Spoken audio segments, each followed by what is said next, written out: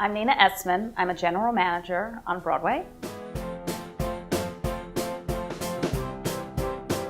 We general manage Broadway musicals, Broadway plays. We also work off-Broadway. Some of the shows I've worked on include Wicked, Next to Normal, Bring It On. The general manager, to me, is the glue in the middle of how a production gets made. It's the general manager's job to create and sustain the support system that we need for everybody else on the project, from the crew to the creative team, to the cast, to the producers, the scheduling, the contracting, the advertising agency, ticketing, hiring, and everything that involves putting the show on its feet. And then, if you're lucky, if the show continues, maintaining that show week in and week out.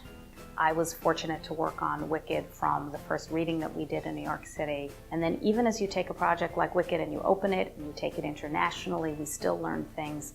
The most recent musical to open is the SpongeBob musical, which we've been working on for 8 years, because it takes a long time to develop a property like that to make sure that you're making the right version of it for a Broadway musical. The interesting thing to me about being a general manager is that it is both a very creative, emotional, committed job, because there's so many pieces and parts and so many different types of people that you need to coordinate. But there's also the nitty-gritty of it. It involves a lot of finance, a lot of numbers, a lot of specifics. You need to be very, very, very detail-oriented about calendars and people's time and their money, and keep track of all of that. And I appreciate that it involves all of those different aspects of the brain and the personality to get all that done.